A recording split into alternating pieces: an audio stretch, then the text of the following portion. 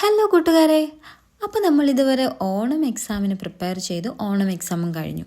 ഇനി നമുക്ക് അടുത്ത് വരുന്നത് ക്രിസ്മസ് എക്സാമാണ്. സെക്കൻഡ് ടൈം എക്സാമിന് വേണ്ടിയിട്ട് നമുക്കിപ്പോഴേ പ്രാക്ടീസ് തുടങ്ങാം. അപ്പം നമുക്കിനി സെക്കൻഡ് ടൈം എക്സാമിന് നല്ല രീതിയിൽ മാർക്ക് സ്കോർ ചെയ്യുന്നതിന് വേണ്ടി കഴിഞ്ഞ വർഷം സെക്കൻഡ് ടൈം എക്സാമിന് ഏതൊക്കെ ക്വസ്റ്റ്യൻ ചോദിച്ചു എന്ന് മനസ്സിലാക്കാം. അപ്പം നമ്മൾ ഇന്ന് 9ാം ക്ലാസ്സിലെ അടിസ്ഥാന പാഠാവലി അർദ്ധവാർഷിക മൂല്യനിർണ്ണയം 2024-25 ക്വസ്റ്റ്യൻ പേപ്പറാണ് സോൾവ് ചെയ്യാൻ പോകുന്നത്. ഓക്കെ, അപ്പം നമുക്ക് നേരെ ക്വസ്റ്റ്യൻ പേപ്പറിലേക്ക് കിടക്കാം. നോക്കിക്കേ, 1 മുതൽ 5 വരെയുള്ള ചോദ്യങ്ങളിൽ 4 എണ്ണത്തിന് ശരി ഉത്തരം തിരഞ്ഞെടുത്തെഴുതുക. ഒരു സ്കോർ വീതം. അപ്പോൾ 1 മുതൽ 5 വരെയുള്ള ചോദ്യങ്ങളിൽ 4 എണ്ണത്തിന് ശരി ഉത്തരം എഴുതണം. അപ്പോൾ ഓരോ ക്വസ്റ്റ്യനും ഓരോ മാർക്ക് വീതമാണ്. അങ്ങനെ 4 മാർക്ക് സ്കോർ ചെയ്യുന്ന ടൈപ്പ് ക്വസ്റ്റ്യൻ ആണ് ഇവിടെ കൊടുത്തിട്ടുള്ളത്. അപ്പൊ നമുക്ക് ഒന്നാമത്തെ ക്വസ്റ്റ്യൻ നോക്കാം. ഒന്നാമത്തെ ക്വസ്റ്റ്യൻ എന്താ തന്നിരിക്കുന്നത്? ദയ പറയുവാണ്, രാജാവിന്റെ അസ്വസ്ഥ ഭാവം ശ്രദ്ധിച്ച് പെട്ടെന്ന്. നമ്മൾ ഇതേത് ചാപ്റ്റർ എന്ന് ഓർമ്മയുണ്ടല്ലേ? ദയയുടെ നമ്മൾ പഠിച്ച ചാപ്റ്ററാണ്. ഓക്കെ, അവിടെ രാജാവിന്റെ അസ്വസ്ഥ ഭാവം ശ്രദ്ധിച്ച് പെട്ടെന്ന്, ക്ഷമിക്കണം, എനിക്ക് തെറ്റുപറ്റി, ഉദ്ദേശിച്ച നീക്കം ഇതല്ല. അപ്പോൾ ദയ പറഞ്ഞ ഡയലോഗാണത്. അപ്പോൾ ക്വസ്റ്റ്യൻ ഇതാണ്, ദയ കരുനീക്കം മാറ്റിയത് എന്തുകൊണ്ട്? അപ്പോൾ ദയ ഇവിടെ കരുനീക്കം മാറ്റിയത് എന്തുകൊണ്ടാണ്? അവിടെ കുറേ ഓപ്ഷനും തന്നിട്ടുണ്ട്. അതിൽ ശരിയായത് ഏതെന്ന് കണ്ടെത്താനാണ്. ഒന്നാമത് പറയുന്നത് ദയ കരുനീക്കം മാറ്റിയത് രാജാവിനെ തോൽപ്പിക്കാനാണെന്ന്. ആണോ? അല്ല, നമ്മൾ ചാപ്റ്റർ പഠിച്ചു. പിന്നെ നീക്കിയപ്പോൾ കരു മാറിപ്പോയതിനാൽ, അങ്ങനെയാണോ? നമ്മൾ ചാപ്റ്റർ വായിച്ചാൽ മനസ്സിലാക്കും. അങ്ങനെ ഒരു ഇൻസിഡൻറ്റേ അതിനകത്ത് ഇല്ല. രാജാവ് തോൽക്കാതിരിക്കാൻ, അതാണോ? ഓക്കെ, അതാണ് അല്ലേ. ഇനി അതാണോ എന്ന് ഉറപ്പിക്കാൻ, ഒന്നുകൂടെ ഉറപ്പിക്കാൻ അടുത്ത ഓപ്ഷൻ കൂടെ നോക്കാം. കളി മടുത്തതിനാൽ. അപ്പോൾ ആ കളി മടുത്തത് കൊണ്ടാണോ? അല്ല. എന്തുകൊണ്ടാ? ദയ രാജാവിനെ തോൽപ്പിക്കാതിരിക്കാൻ വേണ്ടിയിട്ടാണ് എനിക്ക് തെറ്റുപറ്റി എന്ന് പറഞ്ഞ് ആ നീക്കം, ഉദ്ദേശിച്ച നീക്കം മാറ്റിയത്. ഓക്കെ, അപ്പോൾ ആൻസർ അവിടെ രാജാവ് തോൽക്കാതിരിക്കാൻ എന്ന് എഴുതിയാൽ നമുക്ക് 1 മാർക്ക് സ്കോർ ചെയ്യാം. അപ്പോൾ നമ്മൾ എന്താ ചെയ്യേണ്ടതെന്ന് വെച്ചാൽ, ചാപ്റ്റർ പഠിക്കുമ്പോൾ നല്ല രീതിയിൽ വൃത്തിയായി മനസ്സിലാക്കി പഠിക്കുക. അപ്പം നമുക്ക് ഇതുപോലെ 1 മാർക്ക് ക്വസ്റ്റ്യൻ ഒക്കെ പെട്ടെന്ന് സ്കോർ ചെയ്യാൻ പറ്റും. അടുത്ത രണ്ടാമത്തെ ക്വസ്റ്റ്യൻ ആണ്, പേമഴക്കാലത്ത് സോതുവാം ഈത്തരി സോദരർക്കൊത്താസ്വദിക്ക നല്ലു. വംശം. അപ്പം നമ്മൾ വംശം എന്ന കവിത പഠിച്ചതാണ്. അപ്പോൾ അതിനകത്തുള്ള 2 വരിയാണ്. ഓക്കെ, അപ്പോൾ ഈ വംശം എന്ന് പറയുന്ന ചാപ്റ്റർ ഞാനിവിടെ യൂട്യൂബിൽ വീഡിയോ ചെയ്തിട്ടുണ്ട്. അപ്പോൾ അത് നിങ്ങൾക്ക് ഇനി മനസ്സിലായിട്ടില്ല അല്ലെങ്കിൽ നോക്കിയിട്ടില്ലാത്തവർക്ക് ആ വീഡിയോ ഒന്ന് നോക്കിയിട്ട് ഈ ക്വസ്റ്റ്യൻ ഒന്നുകൂടെ നോക്കിയാൽ നിങ്ങൾക്ക് ശരിക്കുള്ള ഉത്തരം എഴുതാൻ പറ്റും. ഓക്കെ, പേമഴക്കാലത്ത് എന്ന് വെച്ചാൽ ഭയങ്കരമായ മഴക്കാലത്ത് സോതുവാം ഈത്തരി. അപ്പോൾ സോതോടെ ഈ തരി സോദരർക്കൊത്ത് ആസ്വദിക്കുക നല്ലു. സോദരർക്കൊത്ത്, സഹോദരർക്കൊത്ത് ആസ്വദിച്ച് കഴിക്കുന്നതാണ് നല്ലത് എന്നാണ് ഇവിടെ വംശം എന്ന് പറഞ്ഞ കവിതയിൽ 2 വരി തന്നിരിക്കുന്നത്. എന്താ ക്വസ്റ്റ്യൻ? വരികളിൽ തെളിയുന്ന ഉറുമ്പിന്റെ പ്രത്യേകത എന്ത്? അപ്പോൾ ഇതെന്താണ്? ഈ വരികളിൽ ആ ഉറുമ്പിന്റെ എന്തോ ഒരു സ്വഭാവം കാണിക്കുന്നുണ്ട്. അതിന്റെ പ്രത്യേകത എന്താണെന്നാണ് ഈ വരി വായിച്ചിട്ട് നമ്മൾ മനസ്സിലാക്കേണ്ടത്. അപ്പോൾ ഓപ്ഷൻ ഇതൊക്കെയാണ്. എന്താണ്? സോദരരെ അവഗണിക്കുന്നു, അങ്ങനെയാണോ? സഹോദരങ്ങളെ അവഗണിച്ചു വിടുന്നു, അതല്ല അല്ലേ. അവിടെ എന്താ പറഞ്ഞത്? ഒരുമിച്ച് ആസ്വദിച്ച് കഴിക്കുന്നത് നല്ലതെന്നാണ്. അപ്പോൾ അവഗണിക്കുന്നതാണോ? അല്ല. സോദരന്മാർക്ക് സ്നേഹവും കരുതലും നൽകുന്നു, അല്ലേ.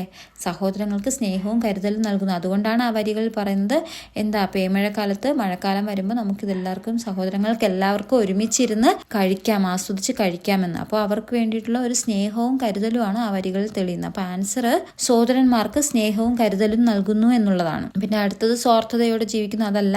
സോദരരുടെ അവഗണനയിൽ പരിഭവിക്കുന്ന, അതൊന്നും അല്ല. അപ്പൊ ആൻസർ എന്ന് പറയുന്നത് സോദരന്മാർക്ക് സ്നേഹവും കരുതലും നൽകുന്നു എന്നുള്ളതാണ്. ഓക്കെ, ഇനി അടുത്ത 3ാമത്തെ ക്വസ്റ്റ്യൻ, ചുവടെ ചേർത്തെഴുതിയ പദക്കൂട്ടങ്ങളിൽ വേറിട്ട് നിൽക്കുന്നത് ഏത്? ചുവടെ ചേർത്തെഴുതിയ പദക്കൂട്ടങ്ങളിൽ വേറിട്ട് നിൽക്കുന്നത് ഏത്? അപ്പോൾ കുറച്ച് പദക്കൂട്ടങ്ങളുണ്ട്. കുതിര, പുറം. അതായത് നമ്മൾ പദം ചേർത്തെഴുതുമ്പോൾ എങ്ങനെ എഴുതും? കുതിരപ്പുറം. ചവിട്ടി കയറുക, ചവിട്ടിക്കയറുക. തൊണ്ട അടച്ചു, തൊണ്ടയടച്ചു. പതുക്കെ പതുക്കെ, പതുക്കെ പതുക്കെ. അപ്പോൾ ഇതിൽ വേറിട്ട് നിൽക്കുന്നത് ഒറ്റയാൻ ഏതെന്നാണ് കണ്ടുപിടിക്കാൻ പറഞ്ഞത്. അപ്പോൾ ആദ്യത്തെ നോക്കിയേ, കുതിരപ്പുറം, കുതിരപ്പുറം. അപ്പോൾ അത് രണ്ടും കൂടെ എന്താണ്? പദം ചേർത്തെഴുതിയപ്പോൾ കുതിരപ്പുറം അതിലെ വെറും പാ മാറി ഇപ്പായിട്ട് മാറി. ഓക്കെ, അടുത്ത് ചവിട്ടി കയറുക, അതില് ചവിട്ടിക്കയറുക, കാ എന്തായിട്ട് മാറി? ഇക്ക ആയിട്ട് മാറി. ഇനി തൊണ്ട അടച്ചു, ആ അവിടെ എന്തായി? യായിട്ട് മാറി. ഓക്കെ, പിന്നെ അടുത്തത് പതുക്കെ പതുക്കെ, പതുക്കെ പതുക്കെ, അവിടെ പാ എന്തായി? ഇപ്പായായി മാറി. അപ്പോൾ ഒന്നാമത്തെ, രണ്ടാമത്തെ, നാലാമത്തേലും ആ വാക്കുകൾ എന്താണ്? കൂട്ടക്ഷരങ്ങളായി, അല്ലേ. ഒന്നുകൂടെ കൂടി പാ എന്തായി? ഇപ്പായി, കാ ഇക്കായി, വീണ്ടും അവസാനത്തെ പാ ഇപ്പായി. പക്ഷേ ഇവിടെ തൊണ്ട അടച്ചു എന്നുള്ളത് തൊണ്ടയടച്ചു ആ മാറി യായിട്ടാണ് മാറി. അപ്പോൾ അവിടെ ഒറ്റയാൻ ആരാണ്? തൊണ്ടയടച്ചു എന്നുള്ളതാണ് വേറിട്ട് നിൽക്കുന്ന പദം എടുത്തെഴുതുന്നത്. അപ്പോൾ ഇത് എടുത്തെഴുതുമ്പോൾ നമുക്ക് വീണ്ടും 1 മാർക്ക് സ്കോർ ചെയ്യാം. അടുത്തിട്ട് നമുക്ക് 4ാമത്തെ ക്വസ്റ്റ്യൻ നോക്കാം. എന്താ പറഞ്ഞേക്കുന്നേ? ഞാൻ മിന്നൽ പോലെ തിരിഞ്ഞ് അമ്മയുടെ അടുത്തേക്ക് ഓടിച്ചെന്നു. ഇതെവിടെ നമ്മൾ പഠിച്ചത്? തഥാഗത എന്ന് പറയുന്ന ചാപ്റ്ററിൽ അല്ലേ? അപ്പൊ എന്താ? ഞാൻ മിന്നൽ പോലെ തിരിഞ്ഞ് അമ്മയുടെ അടുത്തേക്ക് ഓടിച്ചെന്നു. അപ്പോ മിന്നൽ പോലെ എന്ന പ്രയോഗം സൂചിപ്പിക്കുന്നത് എന്ത്? നമുക്കറിയാം മിന്നൽ എന്ന് പറഞ്ഞാൽ എന്താണ്? വേഗത്തിൽ വന്നങ്ങ് പോകുന്നതല്ലേ. അപ്പോൾ ഇവിടുത്തെ ആൻസറും എന്താ? മകൾ കോപം കൊണ്ട് ജ്വലിച്ചു എന്നാണോ? ദേഷ്യം കൊണ്ട് ജ്വലിച്ചു എന്നാണോ? അല്ല, അമ്മയോട് മകൾക്ക് ദേഷ്യമൊന്നുമില്ല. പിന്നെ എന്താണ്?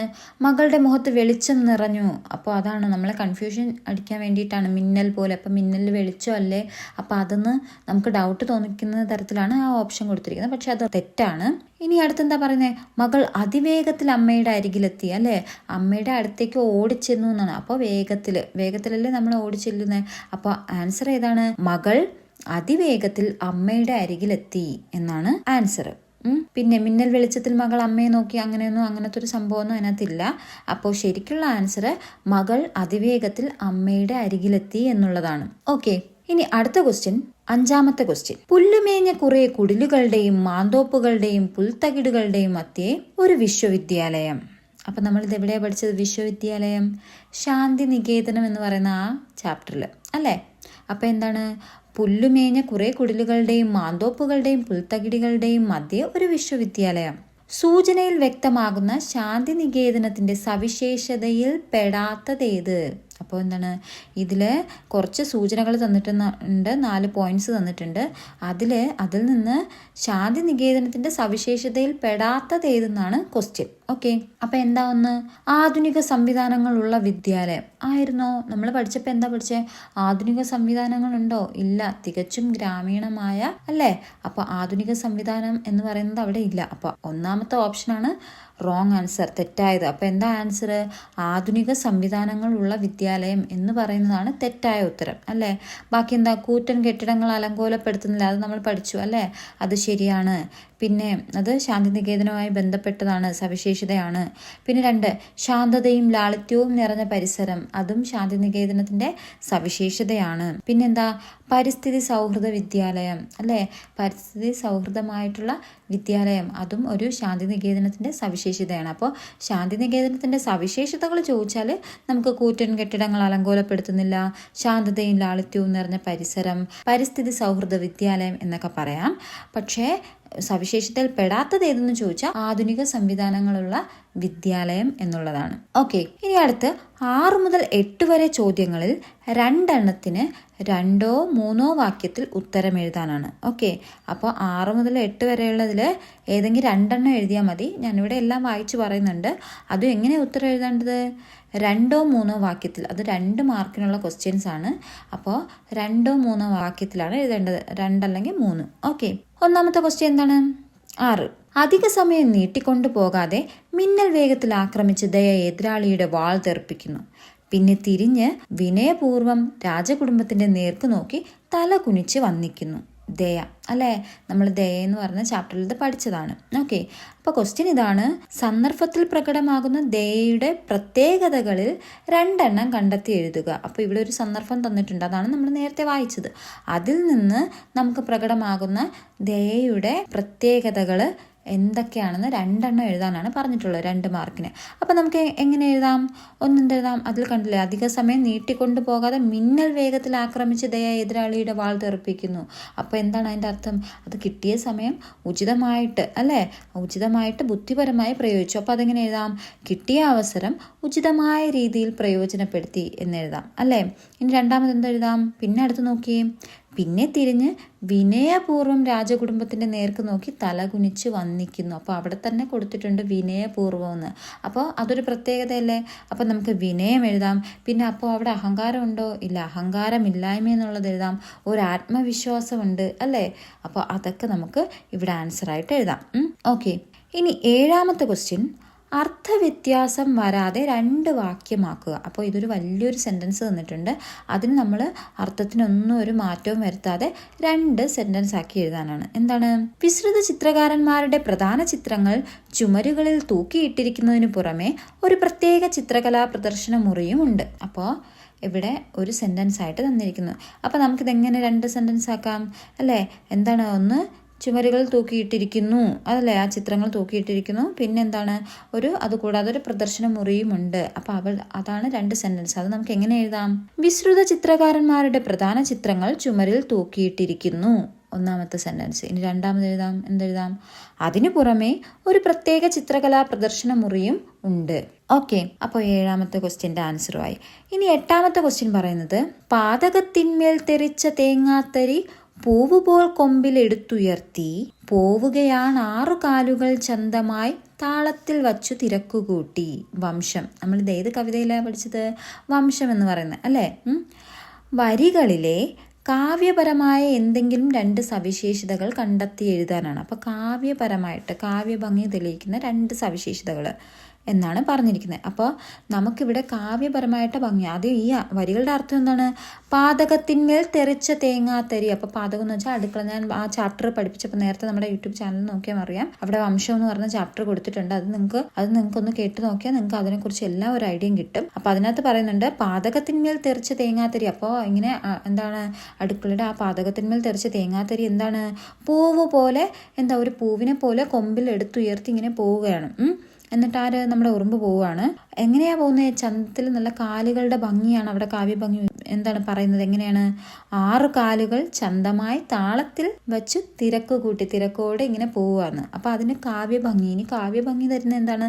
നമ്മൾ നോക്കിയ 1ാമത്തെയും 2ാമത്തെയും വരിയിൽ എന്താണ്? പാതകത്തിന്മേൽ പൂവ് പോൽ. അപ്പോൾ പാ എന്ന് പറയുന്ന ശബ്ദം 2 പാ എന്ന് പറയുന്ന ആ ഒരു വാക്ക് 2 ആവർത്തിച്ചു വരുന്നുണ്ട്. പിന്നെ അവസാനം തേങ്ങാത്തരി, 2ാമത്തേൽ എടുത്തുയർത്തി, ഇത്ത, അതൊക്കെ ഒരു പ്രാസം തരുന്നുണ്ട് അല്ലേ? അപ്പോൾ ഇങ്ങനെ എഴുതാം. 1ാമത്തെ വരി ആൻസറിൽ 1ാമത് എന്താ എഴുതാം? ആദ്യത്തെ 2 വരികളിൽ പാ, ഇത്ത എന്നിവ ആവർത്തിച്ചു വരുന്നത്, അതായത് ആദ്യാക്ഷരപ്രാസം, അന്ത്യാക്ഷരപ്രാസം എന്നിവ, അത് കാവ്യഭംഗി കൂട്ടുന്നില്ലേ? അത് പറയാം. പിന്നെന്ത് പറയാം? തേങ്ങാത്തരിയെ പൂവിനോട് ഉപമിക്കുന്നത് അല്ലേ? ഒരു ഉപമ പറയുന്നുണ്ട്. കാവ്യത്തിൻ്റെ ഭംഗി ഒന്നിനെ മറ്റൊന്നിനോട് സാദൃശ്യപ്പെടുത്തി പറയുന്നത് അല്ലേ? തേങ്ങാത്തരി പൂ പോലെ കൊമ്പിലെടുത്ത് ഉയർത്തുന്ന സദൃശ്യ കൽപ്പന, അതും എന്താണ്? ആ കാവ്യത്തിൻ്റെ ഭംഗി കൂട്ടുന്ന ഒരു സവിശേഷതയാണ്. പിന്നെന്ത് പറയാം? ഉറുമ്പിൻ്റെ കാലുകളെ വർണ്ണിച്ചിരിക്കുന്നതിൽ എന്താണ്? ഉറുമ്പിൻ്റെ 6 കാലുകൾ ചന്തത്തിൽ, താളത്തിൽ എന്നിങ്ങനെ ഉറുമ്പിൻ്റെ നടത്തത്തിൻ്റെ ഭംഗി വർണ്ണിച്ചിരിക്കുന്നതും ഒരു പോയിന്റായിട്ട് നമുക്ക് എഴുതാം. അപ്പോൾ ആ ആൻസർ 2 മാർക്കിൻ്റെ സ്കോർ ചെയ്യും. ഓക്കെ, അപ്പോൾ ഈ 3 ക്വസ്റ്റ്യനിൽ നിങ്ങൾക്ക് ഈ എളുപ്പമുള്ള ഇഷ്ടപ്പെട്ട അല്ലെങ്കിൽ പഠിച്ച 2 ക്വസ്റ്റ്യൻ എടുത്തെഴുതുക. ഓക്കെ, അപ്പോൾ അതാ കഴിഞ്ഞു. ഇനി എന്താണ്? 9 മുതൽ 14 വരെ ചോദ്യങ്ങളിൽ 5 എണ്ണത്തിന് അരപ്പുറത്തിൽ കവിയാതെ ഉത്തരം എഴുതുക. അരപ്പുറം എന്ന് പറഞ്ഞാൽ എന്താണ്? പേജിൻ്റെ അരപ്പുറത്തിൽ കവിയാതെ ഉത്തരം എഴുതാനാണ് പറയുന്നത്. അപ്പോൾ എത്രയാണ്? 4 മാർക്കാണ്. 4 മാർക്കിന് ഒരു 4 സെൻറ്റൻസ് അല്ലെങ്കിൽ ഒരു 5 സെൻറ്റൻസ് അത്രയാണ് എഴുതേണ്ടത്. ഓക്കെ, അപ്പോൾ എന്താണ് ക്വസ്റ്റ്യൻ? ദയ പറയുവാണ്. ദയ: എന്നെ നിനക്ക് വീഴ്ത്താം, ചവിട്ടിക്കൊല്ലാം, ഞാനൊരു പാവമാണ്, ഇങ്ങനെ ഒരു വേഷം കെട്ടേണ്ടി വന്നു. അപ്പോൾ പറയുവാണ് അല്ലേ? അവിടെ ആരോടാണ്? കുതിരയോട് പറയുന്നില്ലേ? അപ്പോൾ ആ കുതിരയോട് പറയുന്ന സന്ദർഭമാണ് ഇവിടെ. ദയ ഈ കാലഘട്ടത്തിലാണ് ജീവിച്ചിരുന്നതെങ്കിൽ ഇത്തരത്തിൽ വേഷപ്പകർച്ച നടത്തേണ്ടി വരുമായിരുന്നു. സ്വാഭിപ്രായം സമർത്ഥിക്കുക. അപ്പോൾ ഇത് പണ്ടത്തെ കാലത്താണ്, ദയയുടെ കാലത്ത്. പക്ഷേ ഇന്ന് ഇത്തരത്തിൽ ഇങ്ങനെ ദയ വേഷം മാറി, ഒരാണിനെ പോലെ വേഷം മാറി വരേണ്ട ഒരു അവസ്ഥ ഇന്നത്തെ കാലത്തുണ്ടോ എന്ന് നമ്മുടെ അഭിപ്രായം എഴുതണം. അപ്പോൾ നമ്മുടെ അഭിപ്രായം എന്താണെന്ന് ആദ്യം പറഞ്ഞിട്ട് വേണം എഴുതി തുടങ്ങാൻ. അപ്പോൾ എങ്ങനെ? ഞാനൊരു മോഡൽ ക്വസ്റ്റ്യനാണ് ഇവിടെ എഴുതിയിരിക്കുന്നത് കേട്ടോ. അത് നിങ്ങൾക്ക് ഇഷ്ടമുള്ള രീതിയിൽ അത് മാറ്റി എഴുതാം. അപ്പോൾ എങ്ങനെയാണ് ഞാൻ എഴുതിയിരിക്കുന്നത്? ദയ ഈ കാലഘട്ടത്തിലാണ് ജീവിച്ചിരുന്നതെങ്കിൽ ഇത്തരത്തിൽ വേഷപ്പകർച്ച നടത്തേണ്ടി വരുമായിരുന്നില്ലെന്നാണ് എൻ്റെ അഭിപ്രായം. ദയയുടെ കാലഘട്ടത്തിലെ സ്ത്രീകൾ ആരും തന്നെ പുറത്തിറങ്ങാറുണ്ടായിരുന്നില്ല. സ്ത്രീയായി ചെന്നാൽ അവസരങ്ങൾ നഷ്ടപ്പെടുമെന്ന് ദയയ്ക്ക് അറിയാമായിരുന്നു അല്ലേ? പിന്നെ ബാക്കി ഞാൻ പോയിന്റായിട്ട് എഴുതിയിട്ടുണ്ട്, നിങ്ങൾക്കത് സെൻറ്റൻസ് ആയിട്ടാണ് എഴുതേണ്ടത് കേട്ടോ. പിന്നെ എന്തെഴുതാം? അത് നിങ്ങൾക്ക് നിങ്ങളുടേതായ രീതിയിൽ സെന്റൻസ് ആയിട്ട് എഴുതിയാൽ മതി. കഴിവുകൾ പ്രദർശിപ്പിക്കുവാനുള്ള അവസരം സ്ത്രീകൾക്കില്ലായിരുന്നു അന്നത്തെ കാലത്ത്, അല്ലെ?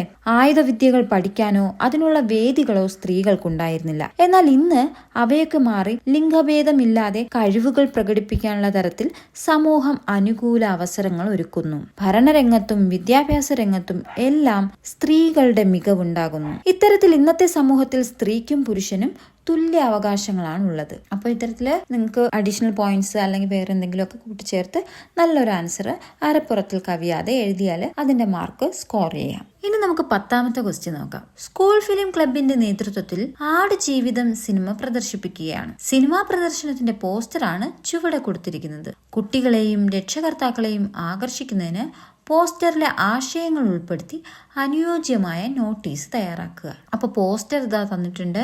കൈരളി ഫിലിം ക്ലബ്, ചലച്ചിത്ര പ്രദർശനം, ആടുജീവിതം, കഥ ബെന്യാമിൻ, തിരക്കഥ സംവിധാനം ബ്ലസ്സി. പിന്നെ എന്നാണ് ഡേറ്റ് തന്നിട്ടുണ്ട്. എന്നാണ് പ്രദർശനം? 5/12/2024 ഉച്ചയ്ക്ക് 1 മണിക്കാണ്. സ്ഥലം കിരണം തിയേറ്റർ. ഓക്കെ, അപ്പോൾ ഇത്രയും തന്നിട്ടുണ്ട്. ഈ പോസ്റ്റർ വെച്ചിട്ട് നമുക്കൊരു നോട്ടീസാണ് തയ്യാറാക്കേണ്ടത്.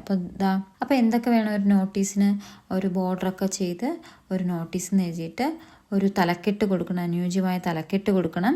പിന്നെ സ്ഥലവും തീയതിയും കൊടുക്കണം. പിന്നെ ഒരു അഭിസംബോധന ചെയ്യണം. പിന്നെ കാര്യം എന്താണെന്ന് ഒരു ചെറിയ പാരഗ്രാഫായിട്ട് എഴുതണം. പിന്നെ അത് കഴിഞ്ഞ് അവസാനം എന്ന് വിശ്വസ്തയോടെ ആരാണ് നോട്ടീസ് തയ്യാറാക്കുന്നത് അത് വേണം. അപ്പോൾ ഇത്രയും ഉൾക്കൊള്ളിച്ചുകൊണ്ട് പിന്നെ അവസാനം വീണ്ടും നമ്മുടെ സ്ഥലവും തീയതിയൊക്കെ എഴുതിക്കൊണ്ട് നോട്ടീസ് ഒരു ബോർഡറിനകത്താക്കി കംപ്ലീറ്റ് ചെയ്യും. ഇവിടെ ഞാനൊരു മാതൃക കൊടുത്തിട്ടുണ്ട്. അപ്പോൾ നിങ്ങൾക്ക് ഇഷ്ടമായ രീതിയിൽ എഴുതാം. ഇവിടെ ഞാൻ കൊടുത്തിരിക്കുന്നത് ആ നോട്ടീസിന് എഴുതി ഒരു ബോർഡറൊക്കെ ചെയ്ത് ചലച്ചിത്ര പ്രദർശനം എന്ന് പറഞ്ഞ് മെയിൻ ഹെഡിങ് കൊടുത്തു.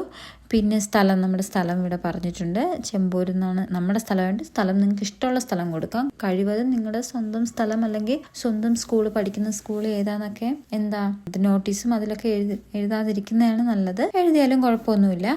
ഓക്കെ, അപ്പോൾ സ്ഥലം കൊടുത്തു, ചെമ്പൂരിന്ന് കൊടുത്തു, പിന്നെ ഡേറ്റ് കൊടുത്തിട്ടുണ്ട്. അപ്പോൾ നമുക്ക് ഈ തന്നിരിക്കുന്ന ഡേറ്റ്, ഈ പോസ്റ്ററിൽ തന്നിരിക്കുന്ന ഡേറ്റ് അവിടെ കൊടുക്കാൻ പാടില്ല. നമ്മളിത് എന്നാണോ നോട്ടീസ് അടിച്ചിറക്കുന്നത് ആ ഡേറ്റ് ആണ് അവിടെ കൊടുത്തിരിക്കുന്നത്. അപ്പോൾ ഇവിടെ നമുക്ക് സിനിമാ പ്രദർശനം December 5-നാണ് അല്ലേ? അപ്പോൾ അതിന് മുന്നേ നമ്മൾ അന്ന് കൊണ്ട് നോട്ടീസ് ഇറക്കില്ല, അതിന് മുന്നേ കുറച്ച് ദിവസം മുന്നേ ഒക്കെ അല്ലേ നോട്ടീസ് കൊടുക്കുന്നത്. അപ്പോൾ അതിനുവേണ്ടി ഒരു കുറച്ച് ദിവസം മുന്നേ ആക്കി 30/11 ഒരു November 2024 നവംബറിന്റെ ലാസ്റ്റ് ഡേറ്റ് ആണ് ഞാൻ ഇവിടെ കൊടുത്തിരിക്കുന്നത്. അത് കഴിഞ്ഞ് നമ്മളൊരു അഭിസംബോധന കൊടുക്കുന്നത്. പ്രിയമുള്ളവരെ, നമ്മുടെ വിദ്യാലയത്തിലെ കൈരളി ഫിലിം ക്ലബിന്റെ നേതൃത്വത്തിൽ ആടുജീവിതം സിനിമ പ്രദർശനം സംഘടിപ്പിക്കുന്നു. ബെന്യാമിന്റെ നോവലിന് തിരക്കഥയും സംവിധാനവും നിർവഹിച്ചിരിക്കുന്നത് പ്രമുഖ തിരക്കഥാകൃത്തും സംവിധായകനുമായ ബ്ലസ്സിയാണ്. അപ്പോൾ അവിടെ ആ പോസ്റ്ററിൽ തന്നിരിക്കുന്ന ആ 2 കുഞ്ഞു കാര്യങ്ങളെ ഒന്ന് സെന്റൻസ് ആക്കി, വാക്യമാക്കി ഇച്ചിരി വലുതായിട്ട് എഴുതി. 2024 December 5 ഉച്ചയ്ക്ക് 1 മണിക്ക് കിരണം തിയേറ്ററിലാണ് പ്രദർശനം സംഘടിപ്പിച്ചിരിക്കുന്നത്. അപ്പോൾ അത്രയും നമ്മൾ പോസ്റ്ററിലുള്ള കണ്ടന്റ് കൊടുത്തു. ഇനി നമ്മൾ അവസാനം എല്ലാവരെയും ക്ഷണിക്കണം. നോട്ടീസ് എന്തിനാണ്? ബാക്കിയുള്ളവരെ ക്ഷണിക്കാൻ വേണ്ടിയിട്ടാണ്. അപ്പോൾ അവസാനത്തെ ഒരു വാക്യം എന്ന് പറയുന്നത് ക്ഷണിച്ചുകൊണ്ടായിരിക്കണം. അപ്പോൾ ഇങ്ങനെ എല്ലാ കുട്ടികളും രക്ഷകർത്താക്കളും ചലച്ചിത്ര പ്രദർശനം കാണാൻ കൃത്യസമയത്ത് തന്നെ എത്തിച്ചേരണമെന്ന് സ്നേഹപൂർവ്വം അറിയിക്കുന്നു എന്ന് വിശ്വസ്തയോടെ. എന്നിട്ട് ആരാണ് നമ്മൾ നോട്ടീസ് എപ്പോഴും സെക്രട്ടറി, കൈരളി ഫിലിം ക്ലബിൻ്റെ സെക്രട്ടറി എന്നുള്ള രീതിയിൽ വെക്കാം. എന്നിട്ട് താഴെ സ്കൂളിൻ്റെ പേര്. ഞാനിവിടെ GVHSS ചെമ്പൂർ, അങ്ങനൊരു സ്കൂളില്ല, ഞാനത് ചുമ്മാ വെച്ചിരിക്കുന്നതാണ്, GVHSS ചെമ്പൂരെന്ന്. അപ്പോൾ അത് കഴിഞ്ഞ് ഇപ്പുറത്ത് സ്ഥലവും തീയതിയും വെച്ച് ക്ലോസ് ചെയ്യുന്നു. ഓക്കെ, ഇത്രയാണ് നോട്ടീസിൻ്റെ മോഡൽ. ഇനി അടുത്ത് നമുക്ക് 11ാമത്തെ ക്വസ്റ്റ്യൻ നോക്കാം. ആകെ തിരക്കിട്ടകത്തേക്ക് പോകുകയാണ് ആയാസമില്ല ചുമട്ടുകാരി. വംശം. അപ്പോൾ നമ്മളിത് വംശം എന്ന് പറയുന്ന കവിതയിൽ കുറേ ക്വസ്റ്റ്യൻ ആയല്ലേ? അപ്പോൾ വംശം എന്ന് പറയുന്ന കവിതയിലെ ക്വസ്റ്റ്യൻ ആണ്. ആകെ തിരക്കിട്ടകത്തേക്ക് പോകുകയാണ്. ഭയങ്കര തിരക്കിട്ട്, മൊത്തത്തിൽ തിരക്കിട്ട് അകത്തോട്ട് പോവുകയാണ്. ആയാസമില്ല എന്ന് വെച്ചാൽ പ്രയാസമില്ലാതെ ഈ ചുമട്ടുകാരി എന്ന്. ഓക്കെ, ഉറുമ്പിനെ ആയാസമില്ല ചുമട്ടുകാരി എന്ന് വിശേഷിപ്പിച്ചതിന്റെ ഔചിത്യം എന്ത്? നിങ്ങളുടെ നിരീക്ഷണങ്ങൾ അവതരിപ്പിക്കുക എന്നുള്ളതാണ്. അപ്പൊ അതിൻ്റെ ഒരു മാതൃക ഞാൻ കൊടുത്തിട്ടുണ്ട്. അപ്പൊ എന്തുകൊണ്ടാണ് ഈ ആയാസമില്ല ചുമട്ടുകാരി എന്ന് പറയുന്നതിന്റെ അതിനുള്ള ഔചിത്യം എഴുതാനാണ് ചോദിച്ചിരിക്കുന്നത്. അപ്പൊ എന്തെഴുതാം നമുക്ക്? അടുപ്പിൻ പാതകത്തിൽ തെറിച്ചു കിടന്ന തേങ്ങാത്തരി ഉറുമ്പ് മെല്ലെ ജനൽ കടന്ന് മുറ്റത്തുള്ള പൂവാങ്കുരുന്നില കാട് ചുറ്റി വലിയ മല പോലെ വഴിമുടക്കാൻ നിന്ന വെള്ളാരം കല്ലിനെ ചുറ്റി നീലക്കീഴാർനെല്ലിയും മുക്കുറ്റിയും പൂക്കുന്ന മൂലയ്ക്കുള്ള മൺകൂനയാകുന്ന കോട്ടയോട് ചേർന്ന് വളരെ തിരക്കിട്ട് ആയാസമില്ലാതെ ചുമട്ടുകാരിയായ ഉറുമ്പ് അകത്തേക്ക് പോകുന്നു. ഇവിടെ ഉറുമ്പ് പ്രതിസന്ധികളിൽ തളരാതെ നിരന്തരമായി ശ്രമിക്കുന്നു. പ്രതിസന്ധികളിൽ ഭയപ്പെടാതെ, മാനസികമായി തളരാതെ, ചെറിയ ശരീരം വെച്ച് കഠിനമായ ശ്രമത്തിലൂടെ പ്രയാസങ്ങളെ മറികടന്ന് മറ്റുള്ളവർക്ക് മാതൃകയാകുന്നതിനാൽ ഉറുമ്പിനെ ആയാസമില്ലാ ചുമട്ടുകാരി എന്ന് വിളിക്കുന്നതിൽ വളരെയധികം ഔചിത്യമുണ്ടെന്നാണ് തെളിയുന്നത്. ഓക്കെ, ഇനി അടുത്ത ക്വസ്റ്റ്യൻ, 12ാമത്തെ ക്വസ്റ്റ്യൻ. അമ്മയുടെ ഓർമ്മകളുടെ ചുളിവുകളിലോ നിവരലിലോ ഇപ്പോൾ ഞാനില്ല. ഒരുപാട് കാലം ആ ചുളിവുകളും നിവരലും എന്നെക്കുറിച്ചായിരുന്നുവല്ലോ. തഥാഗത. ഈ വാക്യത്തിൽ തെളിയുന്ന മകളുടെ മാനസികാവസ്ഥ കുറിക്കുക. അപ്പൊ അവിടെ എന്താണ്, ഇവിടെ എന്താ പറയുന്നത്, അതായത് അവക്ക് അമ്മയെക്കുറിച്ച്, അമ്മയുടെ ഇപ്പോഴത്തെ അവസ്ഥയെക്കുറിച്ച് ഭയങ്കര വിഷമമാണല്ലേ. അപ്പൊ പണ്ടൊക്കെ എന്താണ്, അമ്മയുടെ ഓരോ കാര്യങ്ങളിലും മകളെക്കുറിച്ചുള്ള ചിന്തയായിരുന്നു. പെട്ടെന്ന് അത് നഷ്ടപ്പെടുമ്പോഴുള്ള ആ മാനസിക അവസ്ഥ എന്തെന്നാണ് എഴുതാൻ പറയുന്നത്. ഓക്കെ, അപ്പൊ എന്തൊക്കെയായിരിക്കും ആ മാനസികാവസ്ഥ? ഒന്ന് നമുക്ക് എന്തെഴുതാം? അമ്മയുടെ വാർദ്ധക്യത്തെ കുറിച്ചുള്ള ദുഃഖം എഴുതിക്കൂടെ അല്ലെ? അമ്മയുടെ വാർദ്ധക്യത്തെ കുറിച്ചുള്ള ദുഃഖമായിരിക്കും അവരുടെ മാനസികാവസ്ഥ. വാർദ്ധക്യ സഹജമായ ഓർമ്മക്കുറവിനെയും താൻ എന്താണെന്ന് പോലും തിരിച്ചറിയാൻ കഴിയാത്ത അമ്മയുടെ അവസ്ഥയെക്കുറിച്ചും ഓർത്തുള്ള മനോവിഷമം. അമ്മയുടെ ഓർമ്മകളിൽ സ്വന്തം മകളില്ലെന്നുള്ള തിരിച്ചറിവ്. പിന്നെയോ മക്കളുടെ വളർച്ചയും രോഗങ്ങളും ഭാവിയും ഓർത്ത് വേവലാതിപ്പെട്ടിരുന്ന അമ്മക്കാലത്തിന്റെ നഷ്ടബോധം. ഇതൊക്കെയായിരിക്കാം അവളുടെ മാനസികാവസ്ഥ. ഓക്കെ, ഇനി അടുത്ത് 13ാമത്തെ ക്വസ്റ്റ്യൻ നോക്കുവാണെങ്കിൽ, അപ്പൂപ്പൻ താടിയുടെ പറക്കത്തെ വിനീതമായ ഒരു ശ്രമമായി കാണണം. വീണു പോകുന്നിടത്ത് സ്മാരകമായി ഉയർന്നു വന്നേക്കും ആരും അറിയാതെ നാളെ ഒരു മരം. സ്മാരകം. ഓക്കെ, അപ്പൊ സ്മാരകം എന്ന് പറയുന്ന കവിതയിലെ ക്വസ്റ്റ്യൻ ആണിത് അല്ലെ. അപ്പൂപ്പൻ താടിയുടെ ജീവിതയാത്രയെ കുറിച്ചുള്ള കവിയുടെ നിരീക്ഷണങ്ങൾ വിശകലനം ചെയ്ത് കുറിപ്പ് തയ്യാറാക്കുക എന്നുള്ളതാണ് ക്വസ്റ്റ്യൻ. അപ്പൊ ഈ വരികളുടെ അർത്ഥം കവി എങ്ങനെയാണ് നിരീക്ഷിക്കുന്നത് എന്നൊക്കെ ഒന്ന് വിശകലനം ചെയ്തിട്ട് ഒരു കുറിപ്പ് തയ്യാറാക്കാനാണ് ക്വസ്റ്റ്യൻ ചോദിച്ചിരിക്കുന്നത്. ഓക്കെ, അപ്പൊ നമുക്ക് എങ്ങനെ ആൻസർ എഴുതാം? ഒരു മോഡൽ ഇതാ. അപ്പൂപ്പൻ താടിക്ക് ചിറകുകളില്ല, അന്യദേശങ്ങൾ അതിന് വിധിച്ചിട്ടില്ല. പക്ഷികൾക്ക് ഇതെല്ലാം ഉണ്ട്. ചിറക്, ആകാശം, ദേശാന്തരം എന്നിവയെല്ലാം പറക്കുന്നവരുടെ സാധ്യതകളാണ്. സാധാരണയായി പറക്കുന്നവയ്ക്കുണ്ടാകുന്ന വലിയ ലോകങ്ങളുടെ സാധ്യതകളൊന്നും ഇല്ലാത്തത് കൊണ്ടാണ് അപ്പൂപ്പൻ താടിയുടെ പറക്കലിനെ വിനീതമായ ശ്രമമായി കാണണമെന്ന് കവി പറയുന്നത്. ധീരമാണെങ്കിലും അപ്പൂപ്പൻ താടിയുടെ എളിയ ശ്രമം വീണു പോകുന്നിടത്ത് ഇല്ലാതാകുന്നില്ലെന്നും അത് അവിടെ സ്മാരകമായി ഉയർന്നു വന്നേക്കുമെന്നും കവി പറയുന്നു. അത് വീഴുന്നിടത്ത് വിത്തും വീണ് ആരും അറിയാതെ നാളെ അതിൽ നിന്ന് ഒരു മരം വളർന്നു വരികയും തണൽ നൽകുകയും ചെയ്യും. ഇത്തരത്തിൽ പ്രകൃതി പങ്കുവയ്ക്കുന്ന ചെറിയ ജീവികളുടെ വലിയ ജീവിത പാഠം ആവിഷ്കരിച്ചിരിക്കുകയാണ് കവി ഇവിടെ. ഓക്കെ, ഇത്തരത്തിൽ ഒരു അരപ്പേജിൽ കവിയാതെ എന്ന് പറയുന്നതുകൊണ്ടാണ് നമ്മളിത് ഷോർട്ടാക്കി എഴുതുന്നത്. അപ്പോൾ ഇതുപോലുള്ള ഇത്രയും ക്വസ്റ്റ്യനിൽ അരപ്പേജിൽ കവിയാതെ എഴുതണമെന്നാണ്. അപ്പോൾ 13ാമത്തെ ക്വസ്റ്റ്യനും കഴിഞ്ഞു. ഓക്കെ, ഇനി അടുത്ത 14ാമത്തെ ക്വസ്റ്റ്യൻ ഇതാണ്. ജീവിതം എനിക്കൊരു ചൂളയായിരുന്നപ്പോൾ ഭൂവിനാ വെളിച്ചത്താൽ വെണ്മ ഞാൻ ഉളവാക്കി. നക്ഷത്രഗീതം, ജി ശങ്കരക്കുറുപ്പ്. ഈ വരികളിലൂടെ കവി നൽകുന്ന ജീവിത സന്ദേശം എന്ത്? നിങ്ങളുടെ അഭിപ്രായം സമർത്ഥിക്കുക. ഓക്കെ, അപ്പൊ എന്താ പറയുന്നത്? ഇതെവിടെ നമ്മൾ വായിച്ചത്? നമുക്ക് ഓർമ്മയുണ്ടോ? യൂണിറ്റ് 2 തുടങ്ങുന്നില്ലേ? പദം പദം ഉറച്ചു നാം. അവിടെ നമുക്ക് ഒരു പ്രവേശക പ്രവർത്തനമായിട്ട് തന്നിട്ടുണ്ടായിരുന്ന ക്വസ്റ്റ്യൻ ആണ് അതുപോലെ ചോദിച്ചിരിക്കുന്നത്. ഓക്കെ, അപ്പോൾ നമ്മൾ ഇതിൽ നിന്ന് മനസ്സിലാക്കേണ്ടത് ഈ പ്രവേശക പ്രവർത്തനം എന്ന് പറഞ്ഞ് തരുന്നത് അതും നമ്മൾ ഇമ്പോർട്ടൻസ് കൊടുക്കണം. ഓക്കെ, അപ്പോൾ എന്താ ക്വസ്റ്റ്യൻ? നമുക്ക് ഒരു ചിത്രവും വരികളും ഒക്കെ തന്നിട്ട് ചിത്രവും വരികളും വിശകലനം ചെയ്തെഴുതാൻ പറഞ്ഞിട്ടുണ്ടായിരുന്നല്ലോ. അപ്പോൾ ഇവിടെ എന്ന് വെച്ചാൽ ഈ വരികൾ തന്നിട്ട് വരികളിലൂടെ കവി നൽകുന്ന ജീവിത സന്ദേശം എന്തെന്നാണ് നമ്മുടെ അഭിപ്രായം എഴുതാനാണ്. ഓക്കെ, അപ്പൊ എങ്ങനെ എഴുതാം? ജീവിതം ഒരു ചൂള പോലെ പൊള്ളിച്ചപ്പോഴും അതിൽ തളരാതെ അതിനെയെല്ലാം അതിജീവിച്ച് മറ്റുള്ളവർക്ക് വെളിച്ചമായി മാറുന്നവരെ കുറിച്ചാണ് കവി പറയുന്നത്.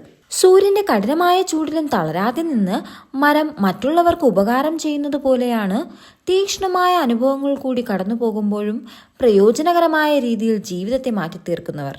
ജീവിതം യാതനകൾ നിറഞ്ഞതായാലും അതിൽ നിന്ന് ഊർജം ഉൾക്കൊണ്ട് വെളിച്ചവും നന്മയും പ്രസരിപ്പിക്കണമെന്ന ആശയമാണ് ഈ വരികൾ പകരുന്നത്. ഇനി അടുത്ത് 15 മുതൽ 17 വരെയുള്ള ചോദ്യങ്ങളിൽ 2 എണ്ണത്തിന് ഒരു പുറത്തിൽ കവിയാതെ ഉത്തരം എഴുതുക. 6 സ്കോർ വീതം. അപ്പോൾ എന്താണ്, 15 മുതൽ 17 വരെ 3 ക്വസ്റ്റ്യൻ തന്നിട്ടുണ്ട്. അതിലേതെങ്കിലും 2 ഉത്തരം എഴുതിയാൽ മതി. പിന്നെ അത് മാത്രമല്ല, എന്താ ശ്രദ്ധിക്കേണ്ടത്, ഒരു പുറത്തിൽ കവിയാതെ, ഒരു പേജിൽ കവിയാതെ വേണം നമ്മൾ ആൻസർ എഴുതേണ്ടത്. ഓക്കെ, അപ്പൊ നമുക്ക് 15ാമത്തെ ക്വസ്റ്റ്യൻ നോക്കാം. ആർക്കാണ് ഈ ചോദ്യത്തിന്? ഓക്കെ, 15ാമത്തെ ക്വസ്റ്റ്യൻ, നിരന്തര പരിശ്രമത്തിലൂടെ വിജയം കൈവരിക്കാം. അടുത്ത പോയിന്റ്, എല്ലാ പ്രതിസന്ധികളെയും അതിജീവിച്ച് ലക്ഷ്യബോധത്തോടെ മുന്നേറാനുള്ള പ്രാപ്തി നേടാം. മുകളിൽ നൽകിയ സൂചനകളും വംശം, ദയ എന്നീ രചനകളിലെ ആശയങ്ങളും വിശകലനം ചെയ്ത് പ്രതിസന്ധികളെ കരുത്തോടെ നേരിടാം എന്ന വിഷയത്തിൽ പ്രഭാഷണം തയ്യാറാക്കുക. അപ്പൊ എന്താണ് പ്രഭാഷണം? പ്രഭാഷണം എന്ന് വെച്ചാൽ പ്രസംഗം. നമ്മളെങ്ങനെയാ പ്രസംഗം? ആദ്യം നല്ല മാന്യ സദസ്സിന് നമസ്കാരം എന്നൊക്കെ പറയും, പിന്നെ അവസാനം നന്ദി നമസ്കാരം ഒക്കെ പറഞ്ഞ്, അങ്ങനെയാണ് ഒരു പ്രഭാഷണത്തിന്റെ ഫോമാറ്റ്. അപ്പോൾ നമുക്ക് ആൻസർ നോക്കാം. മാന്യ സദസ്സിന് നമസ്കാരം. നമുക്ക് 2 വഴികളുണ്ട്. ഈ ഭൂമിയെ അതിമനോഹരവും സന്തോഷവും നിറഞ്ഞതുമായ ഒരിടമാക്കി മാറ്റാം, അല്ലെങ്കിൽ ദുരിതം നിറഞ്ഞതും ഭീകരവുമായ ഒരിടമാക്കി മാറ്റാം. ഇവയിലേതും സൃഷ്ടിക്കാൻ നമുക്ക് കഴിയും. അത് തിരഞ്ഞെടുക്കേണ്ടവർ നമ്മളാണ്. ജീവിതയാത്രയിൽ പ്രതിസന്ധികളെ അതിജീവിക്കാൻ ശ്രമിക്കുന്നവർ, അതിനായി മറ്റുള്ളവരുടെ കൈ പിടിക്കുന്നവർ ഉറച്ച കാൽവയ്പുകളോടെ മുന്നോട്ട് തന്നെ പോകും. അവർ തന്റെ ചുറ്റുപാടിനെ അതിമനോഹരവും സന്തോഷം നിറഞ്ഞതുമായ ഒരിടമാക്കി മാറ്റും. അടുപ്പിൻ പാതകത്തിൽ നിന്നെടുത്ത തേങ്ങാത്തരിയുമായി തന്റെ മൺകൂനയാകുന്ന കൂട്ടിലേക്ക് പോകുന്ന ഒരു കുഞ്ഞുറുമ്പിനെ കാണുന്ന കവയത്രി ആ ഉറുമ്പിൽ അധ്വാനിക്കുന്ന ഒരു ചുമട്ടു തൊഴിലാളി സ്ത്രീയെ കാണുകയാണ്. വിശപ്പ് അത്രയേറെ ഉണ്ടായിട്ടും തനിക്ക് കിട്ടിയ തേങ്ങാത്തരി അല്പം പോലും രുചിക്കാതെ തന്റെ സോദരർക്കൊപ്പം ഇരുന്ന് അത് കഴിക്കാനാണ് ഉറുമ്പ് ആഗ്രഹിക്കുന്നത്. ഇല്ലായ്മകളും യാതനകളും ഉണ്ടെങ്കിലും ജീവിതം സുന്ദരമാക്കാൻ കഴിയുമെന്ന് ഉറുമ്പിന്റെ ജീവിതത്തിലൂടെ കവി നമുക്ക് കാണിച്ചു തരുന്നു. ബുദ്ധിവൈഭവത്തിൽ ആരെയും തോൽപ്പിക്കുന്ന സുമൃദ്ദീനെ എല്ലാവരും ദയ എന്നാണ് വിളിച്ചിരുന്നത്. ബാഗ്ദാദിലെ സമ്പന്ന യുവാവായ മൻസൂറിന്റെ വീട്ടിലെ ജോലിക്കാരിയായിരുന്നു അവർ. പിതാവിന്റെ മരണശേഷം സ്വത്തുക്കളെല്ലാം കളഞ്ഞുകുളിച്ച മൻസൂറിനെ രക്ഷിക്കാൻ ദയ തീരുമാനിക്കുന്നു. സ്വന്തം കഴിവും കഠിന പ്രയത്നവും കൊണ്ട് രാജ്യത്തിന്റെ മന്ത്രിപദം വരെ എത്തിയ ദയയുടെ കഥയാണ് MT വാസുദേവൻ നായരുടെ തിരക്കഥാഭാഗത്ത് അവതരിപ്പിക്കുന്നത്. പ്രതിബന്ധങ്ങളെ കരുത്തോടെ നേരിടുന്ന ദയയുടെ ആത്മവിശ്വാസവും കരുത്തും നിസാര ജീവിയായ ഉറുമ്പിന്റെ നിരന്തരമായ അധ്വാനവും മാതൃകയാക്കി തളരാതെ നമുക്കും മുന്നേറാം. നിരന്തര പരിശ്രമത്തിലൂടെ വിജയം കൈവരിക്കാം. എല്ലാ പ്രതിസന്ധികളെയും അതിജീവിച്ച് ലക്ഷ്യബോധത്തോടെ മുന്നേറാനുള്ള പ്രാപ്തി നേടാം. നന്ദി, നമസ്കാരം. ഇതൊരു ഉത്തര മാതൃക ഞാൻ എഴുതിയതാണ്. നിങ്ങൾക്ക് നിങ്ങളുടേതായ രീതിയിൽ എഴുതാം. ഓക്കെ, ഇനി നമുക്ക് 16ാമത്തെ ക്വസ്റ്റ്യൻ നോക്കാം. ആത്മവിശ്വാസത്തിന്റെയും ധൈര്യത്തിന്റെയും പ്രതീകമാണല്ലോ ദയ. ജീവിത വിജയത്തെ കുറിച്ച് അറിയാൻ ദയയുമായി അഭിമുഖം നടത്തുന്നതിനുള്ള ചോദ്യാവലി തയ്യാറാക്കുക. 6 ചോദ്യങ്ങളിൽ കുറയാതെ. അപ്പോൾ ഇനി ദയയെ നമ്മൾ ഇന്റർവ്യൂ ചെയ്യുകയാണ്. അപ്പൊ ദയയോട് ചോദിക്കാനുള്ള ഒരു 6 ക്വസ്റ്റ്യൻസ് തയ്യാറാക്കാനാണ് ഈ ചോദ്യം ചോദിച്ചിരിക്കുന്നത്. ഓക്കെ, ഒന്നാമത് എങ്ങനെ ചോദിക്കാം? പ്രതിസന്ധികളെ കരുത്തോടെ നേരിട്ട വ്യക്തിയാണല്ലോ താങ്കൾ. താങ്കളെ പ്രേക്ഷകർക്കൊന്ന് സ്വയം പരിചയപ്പെടുത്താമോ? അങ്ങനെ ചോദിക്കാം അല്ലെ. 2, രാജ്യസമക്ഷത്തിൽ താങ്കൾ എത്തിയ സാഹചര്യം എന്തായിരുന്നു എന്ന് വ്യക്തമാക്കാമോ? 3, രാജ്യസഭാ മണ്ഡപ പരിസരത്ത് വെച്ച് നടന്ന അമ്പെയ്ത്ത് മത്സരം ഏറെ ഹൃദ്യമായിരുന്നു. ആ മത്സരത്തെക്കുറിച്ചുള്ള താങ്കളുടെ അനുഭവങ്ങൾ പങ്കുവയ്ക്കാമോ? 4, അക്രമശാലിയായ ഒരു കുതിരയുടെ പുറത്താണ് യാത്ര ചെയ്യേണ്ടതെന്ന് സേനാപതി അറിയിച്ചിട്ടും ആ വാക്കുകളിൽ ഭയപ്പെടാതെ മുന്നോട്ടു പോകാൻ താങ്കൾക്കുള്ള പ്രചോദനം എന്തായിരുന്നു? 5, രാജാവുമായുള്ള ചതുരംഗത്തിൽ വിജയിക്കാൻ കഴിയുമായിരുന്നിട്ടും സമാസമത്തിൽ നിർത്തിയത് എന്തിനായിരുന്നു? അതിലെ തന്ത്രം എന്തായിരുന്നു? 6, പ്രതിസന്ധികളെ കരുത്തോടെ നേരിടുന്ന ദയയുടെ ആത്മവിശ്വാസവും കരുത്തും ജനങ്ങൾക്കെന്നും പ്രചോദനമാണ്. പുതുതലമുറയിലുള്ള വ്യക്തികൾക്ക് താങ്കൾക്ക് നൽകാനുള്ള ഉപദേശം എന്താണ്? ഇനി അടുത്ത 17ാമത്തെ ക്വസ്റ്റ്യൻ ആണ്, അവസാനത്തെ ക്വസ്റ്റ്യൻ. അപ്പോൾ അവിടെ ഒരു പത്രവാർത്ത തന്നിട്ടുണ്ട്. എന്താ?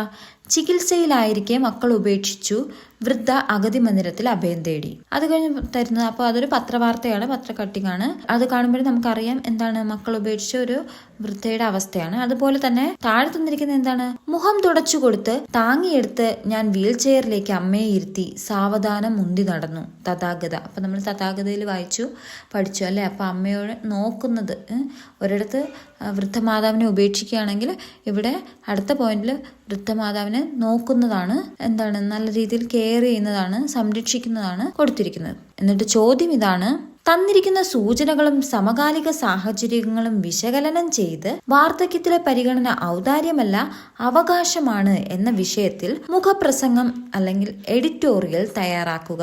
ഓക്കെ, അപ്പൊ നമുക്ക് എങ്ങനെ എഴുതാം? പ്രായം കൂടുക എന്ന പ്രകൃതി നിയമം നമുക്ക് ഒഴിവാക്കാനാവാത്തതാണ്. എന്നാൽ അവഗണനകളുടെ ലോകത്തിലാണ് വൃദ്ധജനങ്ങൾ പലപ്പോഴും കഴിഞ്ഞുകൂടുന്നത്. പലതരത്തിലുള്ള രോഗങ്ങളും നിസ്സഹായതകളും അനുഭവിക്കുന്നവരാണ് വൃദ്ധജനങ്ങളിൽ അധികവും. അവർക്ക് വേണ്ട പിന്തുണ നൽകി അവരുടെ ജീവിതത്തിൽ പ്രത്യാശയും സന്തോഷവും നിറയ്ക്കേണ്ടത് സമൂഹത്തിന്റെ ഉത്തരവാദിത്വമാണ്. വാർദ്ധക്യത്തിലെ പരിഗണന ഔദാര്യമല്ല അവകാശമാണ്. കുടുംബം മാത്രമല്ല സമൂഹം മുഴുവൻ വൃദ്ധജന പരിചരണത്തിൽ ശ്രദ്ധിക്കണം. അതിന്റെ ആവശ്യകത ബാല്യം മുതൽ നമ്മുടെ കുഞ്ഞുങ്ങളുടെ ഹൃദയത്തിൽ വളർത്തിയെടുക്കണം. ഒരു കാലത്ത് നമുക്ക് വേണ്ടി അധ്വാനിച്ചവരാണ് ഇപ്പോൾ വൃദ്ധരായിരിക്കുന്നത്.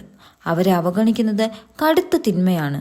സാന്ത്വന പരിചരണം നമ്മുടെ നാട്ടിൽ വളരെ ശ്രദ്ധേയമാം വിധം മുന്നേറിയിട്ടുണ്ട്. എങ്കിലും വൃദ്ധജനങ്ങളുടെ പ്രശ്നങ്ങൾ പൂർണ്ണമായും പരിഹരിക്കാൻ കഴിഞ്ഞിട്ടില്ല എന്നതാണ് യാഥാർത്ഥ്യം. സമഗ്രമായ ഒരു വയോജന നയം രൂപീകരിക്കുന്നതിൽ സർക്കാരുകളുടെ ശ്രദ്ധ പതിയേണ്ടതുണ്ട്. വൃദ്ധജനങ്ങൾക്ക് തങ്ങളുടെ അനുഭവ പരിചയവും കഴിവുകളും പ്രകടിപ്പിക്കാനുള്ള അവസരം നാം ഒരുക്കണം. അവർക്കും ഈ ഭൂമിയിൽ സന്തോഷത്തോടെ ജീവിക്കാനുള്ള അവകാശമുണ്ടെന്ന് നാം മനസ്സിലാക്കണം. വ്യക്തിതലത്തിലും സമൂഹതലത്തിലും ഭരണതലത്തിലും വൃദ്ധസംരക്ഷണം ഉറപ്പുവരുത്തണം. അതിനായി ഏവർക്കും ഒറ്റക്കെട്ടായി പരിശ്രമിക്കാം. അല്ലെങ്കിൽ നാം വൃദ്ധരാകുമ്പോൾ നമുക്ക് ലഭിക്കുന്ന ശുശ്രൂഷയും കരുതലും പരിചരണവും നിരാശാജനകമായിരിക്കും. മക്കൾ ഉപേക്ഷിച്ചു വൃദ്ധ അഗതിമന്ദിരത്തിൽ അഭയം തേടി എന്ന പത്രവാർത്തകൾക്കു പകരം മുഖം തുടച്ചുകൊണ്ട് താങ്ങിയെടുത്ത് ഞാൻ വീൽചെയറിലേക്ക് അമ്മയെ ഇരുത്തി സാവധാനം ഉന്തി നടന്നു എന്നുള്ള സാന്ത്വന പരിചരണങ്ങൾക്കായി നമുക്ക് കാതോർക്കാം. അപ്പോൾ ഇത്രയാണ് നമ്മുടെ 9ാം ക്ലാസ്സിലെ അർദ്ധവാർഷിക മൂല്യനിർണ്ണയം 2024-25 ചോദിച്ച അടിസ്ഥാന പാഠാവലിയിലെ ചോദ്യങ്ങൾ. ഓക്കെ, അപ്പൊ നിങ്ങൾക്ക് ഈ വീഡിയോ ഇഷ്ടമായിട്ടുണ്ടെങ്കിൽ വീഡിയോ ലൈക്ക് ചെയ്യാനും ചാനൽ സബ്സ്ക്രൈബ് ചെയ്യാനും നിങ്ങളുടെ വിലയേറിയ അഭിപ്രായങ്ങൾ കമന്റായി രേഖപ്പെടുത്താനും മറക്കണ്ട. അപ്പോൾ അടുത്ത വീഡിയോയിൽ വീണ്ടും കാണുന്നവരെ this is me Deepa signing off.